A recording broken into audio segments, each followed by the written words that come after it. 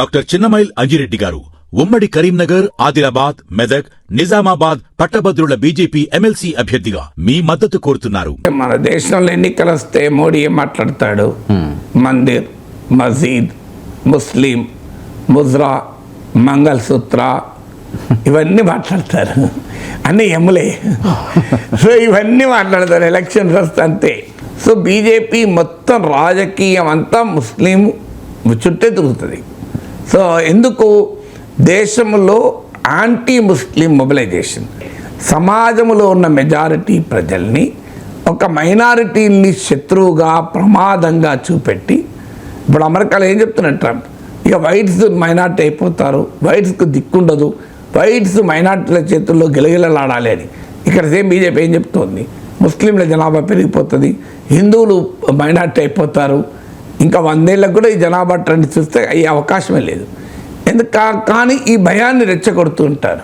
దేశంలో ఇలా ముస్లిం అని మాట్లాడిన బీజేపీ ప్రభుత్వం, మోడీ ప్రభుత్వం అంతర్జాతీయంగా వస్తే ముస్లిం దేశాలతో జబర్దస్త్ దోస్తాను. అది యునైటెడ్ అరబ్ ఎమిరేట్స్ కావచ్చు, సౌదీ అరేబియా కావచ్చు, అలాగే ఇప్పుడు ఖతార్ అయితే అల్ఖైదా, ఐసిస్ కూడా సపోర్ట్ చేస్తుంది. అలాంటి దేశ రాజొస్తే ప్రధానమంత్రి నరేంద్ర మోడీ విమానాశ్రయానికి వెళ్ళి స్వాగతం పలికాడు. సాధారణంగా ప్రైమ్ మినిస్టర్ వెళ్ళాడు, దానికి ప్రోటోకాల్స్ ఉంటాయి. కానీ మీరు ప్రైమ్ మినిస్టర్ పర్సనల్గా వెళ్ళి రిసీవ్ చేసుకున్నాడు అంటే ఎంత గౌరవమో చూడండి. అదేంటి దేశంలో ఒక విధానం, అంతర్జాతీయంగా ఒక విధానం. అంటే పాకిస్తాన్ను కౌంటర్ చేయడానికి కూడా ఇతర ఇస్లామిక్ దేశాలతో మైత్రి అవసరం. ఇది ఇండియన్ డిప్లొమసీకి అవసరం. ఇప్పుడు UAE, Saudi Arabia, Qatar, Iran ఇలాన్ని దేశాలతో మనకు రిలేషన్స్ ఎందుకు అవసరం అంటే టు ఐసోలేట్ పాకిస్తాన్. సో ఒక టర్కీ మాత్రమే కొంత పాకిస్తాన్కి అనుకూలంగా ఉంది. అందువల్ల ముస్లిం దేశాలతో సంబంధాల వల్ల ఇంటర్నేషనల్గా పాకిస్తాన్ ఐసోలేట్ చేస్తానికి ఉపయోగపడుతుంది. సౌదీ అరేబియా, యుఏఈ, ఖతార్ ఇవన్నీ అమెరికన్ అలైస్.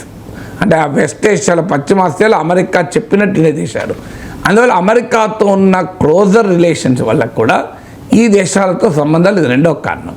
మూడో కారణం ఏంటంటే మన దేశము మొత్తం ముడి చమురు అవసరాల్లో, ఇంధన అవసరాల్లో 85 to 90% దిగుమతులపైన ఆధారపడుతుంది. ఆ ఇంపోర్ట్స్లో 2/3 గల్ఫ్ నుంచి వస్తాయి. పొలిటికల్ ఇంట్రెస్ట్ల రీత్యా దేశంలో ఉండే ఒక వ్యాఖ్య వేరు. ఇంటర్నేషనల్ డిప్లొమసీలో దేశ ప్రయోజనాలు, ఇండియన్ డిప్లొమసీ ఇంట్రెస్ట్ల రీత్యా ఈ దేశాలతో సంబంధాలు పెట్టుకోక తప్పదు భారతదేశానికి. అందువల్ల నరేంద్ర మోడీ ప్రైమ్ మినిస్టర్ ఉన్నా, ఎవరు ప్రైమ్ మినిస్టర్ ఉన్నా ఈ కంట్రీస్తో ఆ రిలేషన్స్ కంటిన్యూ అవుతాయి.